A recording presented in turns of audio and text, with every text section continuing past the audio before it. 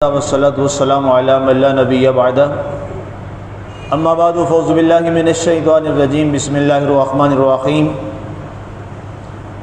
سامعین، آج کا ہمارا موضوع ہے سیرت النبی صلی اللہ علیہ وسلم کے سلسلہ میں آج ہماری چوتھی محفل سیرت النبی صلی اللہ علیہ وسلم چل رہی ہے،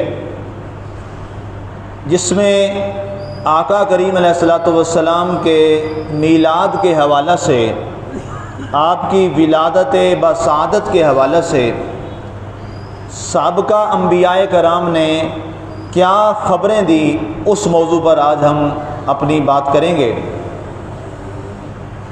اس میں بہت سارے سوالات کے آپ کے جوابات آ جائیں گے۔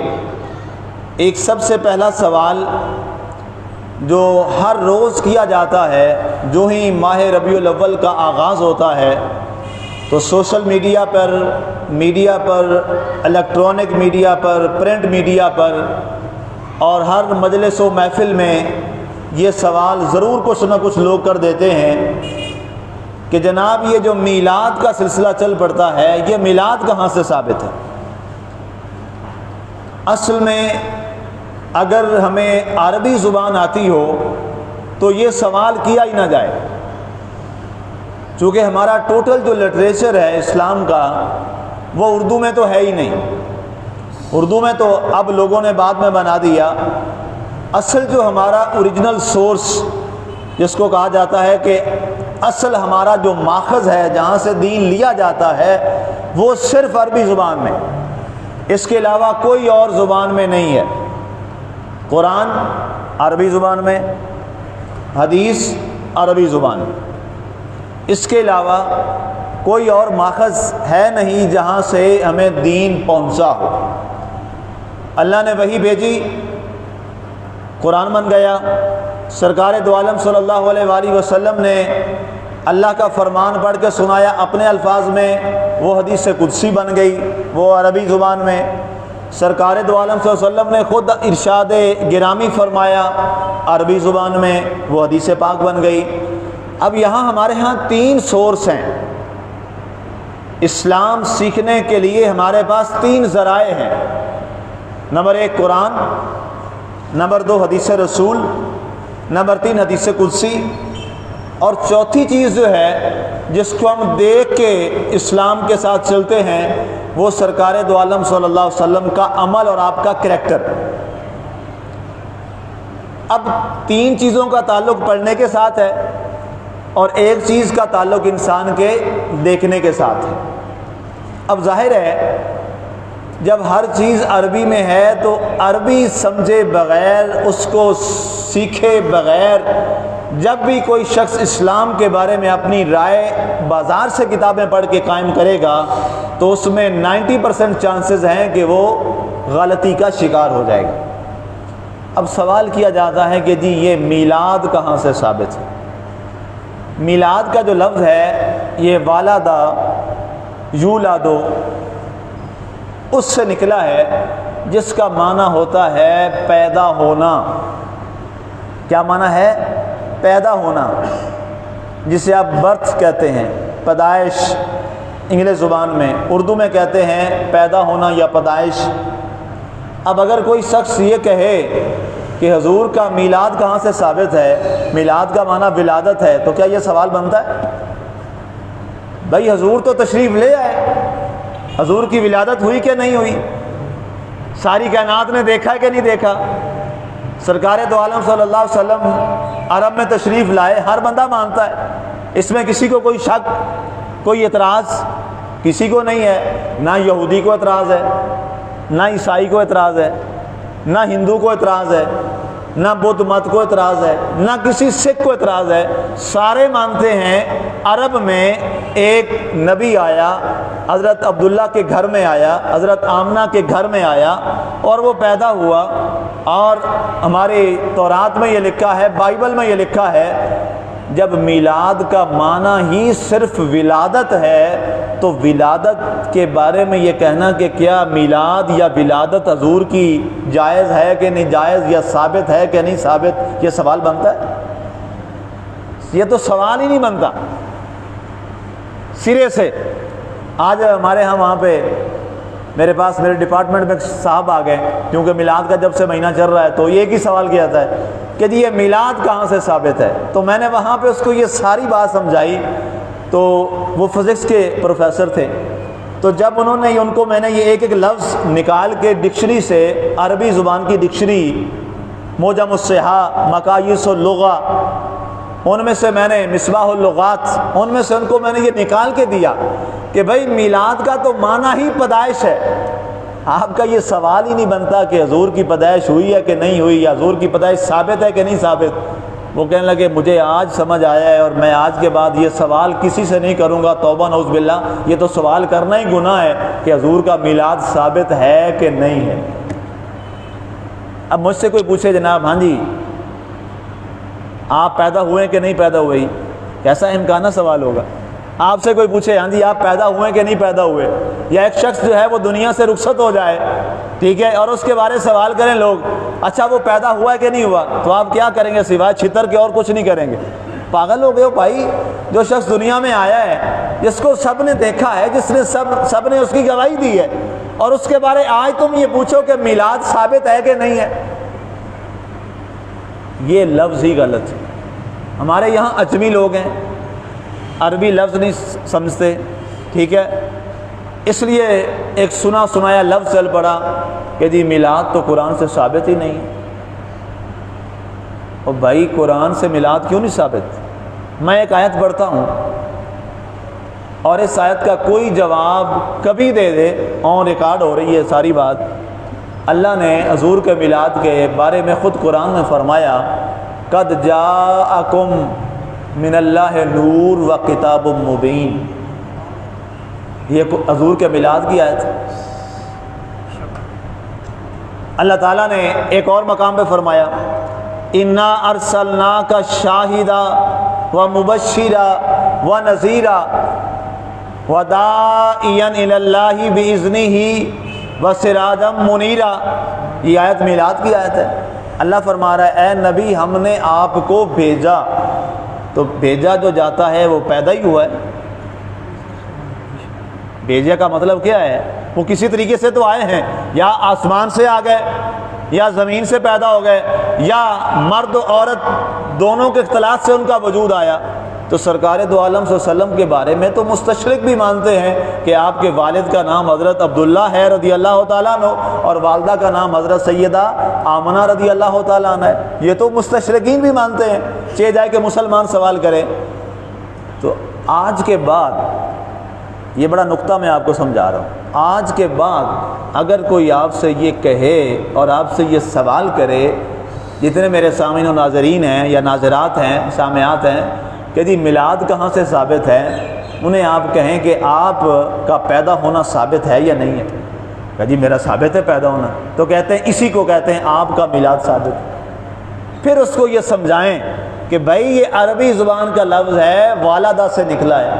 عام طور پہ آپ جب نام لکھتے ہوں گے جناب فلاں محمد بن فلاں لکھتے ہیں نا بن، تو ہمارے اردو میں کیا لکھتے ہیں؟ ولد لکھتے ہیں۔ لفظ یہ ولد غلط مشہور ہو گیا، لفظ اصل کیا ہے؟ ولد۔ لفظ اصل کیا ہے؟ لفظ ولد، محمد ولد فلاں۔ عام طور پہ آئی ڈی کارڈ پہ یا کسی جگہ پہ آپ نام لکھواتے ہیں، یا اس کے بعد کسی اور جگہ پہ کوئی ایڈریس لکھواتے ہیں تو لکھتے ہیں نا جی آپ کے والد کیا ہے، عام لفظ ہے۔ یہ وہ لفظ اسی ولد سے، والدہ یولد ولدن فذاک مولود، کہتے ہیں نا یہ نو مولود، لفظ سنا ہوگا آپ نے، نو مولود، کیا مطلب؟ جو ابھی پیدا ہوا ہے، نوزائیدہ۔ تو اسی مولود سے نکلا ہے میلاد، پیدائش، آنا۔ تو یہ میلاد تو حضور کا آنا، پیدا ہونا تو دنیا میں ہر بندے نے مانا ہے۔ اس کے بعد وہ آگے ایک اور جملہ بول دیں گے، نہیں جی ہمارا میلاد سے مطلب یہ ہے۔ پہلی تو یہی زیادتی ہے کہ جناب آپ مطلب نکالیں، آپ کو کس نے حق دیا؟ پہلی تو یہی زیادتی ہے۔ اگر فرض کیا ان کی یہ بات مان ہی لیں کہ جی وہ میلاد سے ہمارا مطلب یہ ہے، یہ جو آپ بیٹھ کے تلاوت کرتے ہیں، نعت پڑھاتے ہیں، پھر بیان ہوتا ہے، میلاد میں کیا ہوتا ہے؟ یہی ہوتا ہے نا جی، تلاوت ایک ہو گئی، نعت رسول مقبول پڑھی گئی، اس کے بعد ایک علامہ صاحب آ گئے، انہوں نے آ کر حضور کی سیرت کو بیان کر دیا، آیت کوئی پڑھیں گے ڈیفینیٹ، اس کا ترجمہ کریں گے، تفسیر کریں گے، کوئی واقعہ سنائیں گے حضور کی ولادت کے حوالے سے، تو یہ میلاد ہے۔ اس کے بعد کیا ہوگا؟ دعا ہو جائے گی اور لوگوں میں لنگر تقسیم کر دیا جائے گا۔ کہتے ہیں جی ہمارا یہ مطلب ہے کہ اس طرح جو بیٹھ کر آپ کرتے ہیں ہم اس کو میلاد کہتے ہیں۔ پہلی بات تو یہ ہے کہ جناب یہ آپ کو کس نے کہہ دیا کہ اس بیٹھنے کا نام میلاد ہے؟ یہ میلاد نہیں ہے، اسے عربی زبان میں کہتے ہیں جلسہ۔ کیا کہتے ہیں؟ جلسہ یا حفلہ۔ یہ جو ہم بیٹھے ہیں نا سارے اس وقت، اس کو عربی میں دو ہی لفظ استعمال ہے، یا حفلہ یا جلسہ۔ جلسہ کا معنی ہے بیٹھنا، سارے لوگ بیٹھے ہیں، ہم بیٹھ کے بات کر رہے ہیں، یہ جلسہ ہے۔ حفلہ کیا ہے؟ محفل، سارے لوگوں کی گیدرنگ، یہ حفلہ ہے۔ تو کیا اس کو آپ نے میلاد کا نام کیسے دے دیا؟ یہ تو اوریجنل بات ہی غلط ہے۔ ہم کہیں گے یہ میلاد نہیں ہو رہا، یہ کیا ہو رہا ہے؟ جلسہ ہو رہا ہے یا حفلہ ہو رہا ہے، دو لفظ یہ یاد رہیں گے۔ اب آگے بڑھ جائیے، چلیں اس پر ان کو جواب تو کوئی نہیں ہوگا، چلیں پھر بھی ان کی بات مان لیتے ہیں، اسی کو چلیں میلاد کہہ ہی لیتے ہیں ان کے کہنے پر۔ اس کا جواب ایک حدیث پاک سے سن لیجیے۔ کہتے ہیں حضور نے نہیں کروایا، فلاں نے نہیں ہوا۔ سرکار دو عالم صلی اللہ علیہ وسلم، یہ جو میں حدیث بیان کرنے لگا ہوں نا جی، یہ حدیث پاک سیاہ ستہ میں موجود ہے اور امام بہقی نے شعب الایمان میں بھی لکھی ہے، صحیح حدیث ہے، آپ بے فکر ہو کہ جہاں چاہیں بیان کر دیں۔ جامع ترمذی میں یہ حدیث موجود ہے، صحیح مسلم میں بھی یہ حدیث موجود ہے۔ جاء رسول اللہ صلی اللہ علیہ وآلہ وسلم فی مسجد ہی فرعا الصحابۃ یتذکرون فسأل رسول اللہ صلی اللہ علیہ وآلہ وسلم ما اجلسکم۔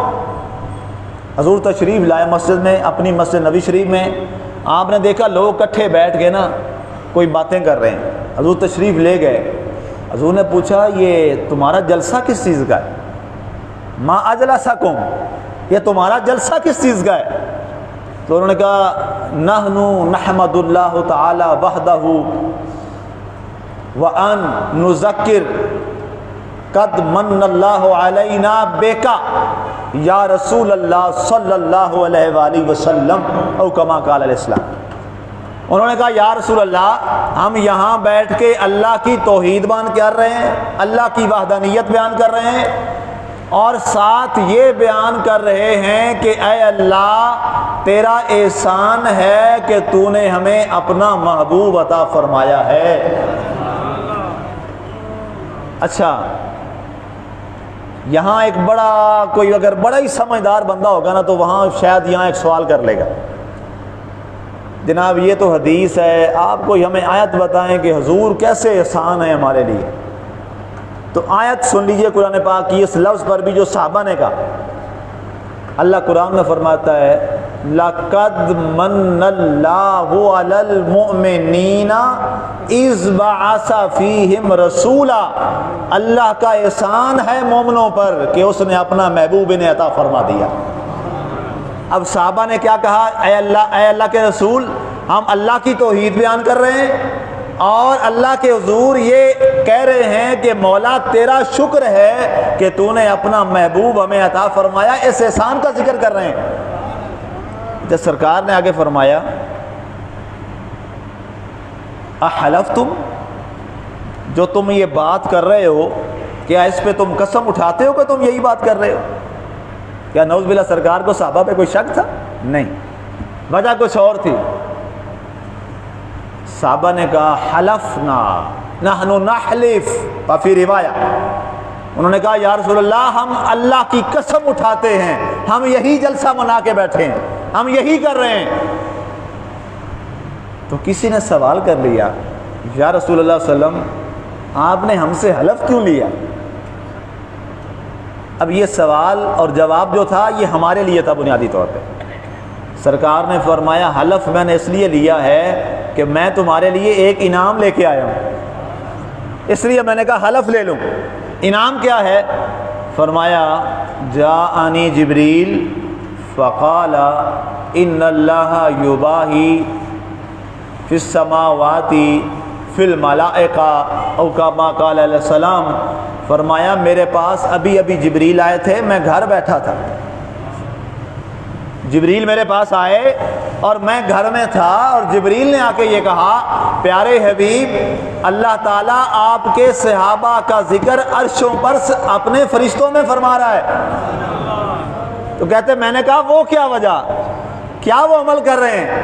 کہا وہ مسجد میں بیٹھے ہیں، کچھ جلسہ بنا کے بیٹھے ہیں، اللہ وہاں جلسہ لگا کے ان کی تعریف کر رہا ہے۔ تو اس لیے میں نے کہا کہ حلف لے کے تم سے پوچھ لوں کہ اگر تم یہی کر رہے ہو کہ اللہ کا ذکر کر رہے ہو اور محمد عربی صلی اللہ علیہ وسلم کی آمد کا، احسان کا ذکر کر رہے ہو، تو مبارک ہو، اللہ نے تمہارے نام پر یہ انعام بھیجا۔ یہ ہے اللہ اور اللہ کے رسول کے ذکر کرنے کے جلسہ کی برکت۔ اور اب میں کنکلوژن کی طرف آ رہا ہوں، نتیجے کی طرف آ رہا ہوں۔ بات لمبی ہو گئی، جو موضوع تھا وہ پھر رہ گیا، اس پہ انشاءاللہ کل بات کر لیں گے، آدھا موضوع رہ گیا۔ اس وقت یہ جو مجلس ہے، یہ جو حفلہ ہے، اس کے دو انعام حدیث کی روح سے، اور میں وہی نام لینے لگا ہوں۔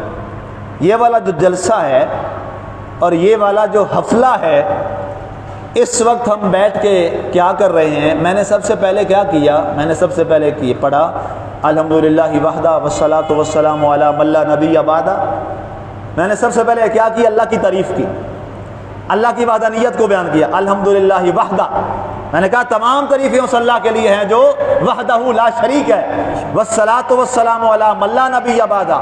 پھر میں نے حضور کے خاتم النبیین ہونے کا اقرار کیا کہ صلاۃ و سلام ہو اس نبی پر جس کے بعد کوئی نبی نہیں ہے، یہ میں نے بیان کیا۔ اور اس کے بعد میں نے کس کی تعریف بیان کی؟ اس بات کی کہ اللہ تیرا احسان ہے کہ تو نے ہمیں اپنا محبوب عطا فرمایا اور نبی کے اوصاف کا ذکر کر رہے ہیں، لہٰذا مبارک ہو، اس انعام کا مستحق اللہ کے رسول کے فرمان کے مطابق آپ اور ہم سارے بن گئے۔ اس وقت ان اللہ یباہی فی السماوات فی الملائکہ، اللہ اس وقت آسمانوں میں اپنے فرشتوں میں بیٹھ کر ہمارا ذکر فرما رہا ہے، کیونکہ ہم اس کا اور اس کے حبیب کا ذکر کر رہے ہیں کہ محمد سے وفا تو نے تو ہم دے رہے ہیں، یہ جہاں چیز ہے کہ اللہ قلم دے رہے ہیں، وما علینا الا البلاغ المبین۔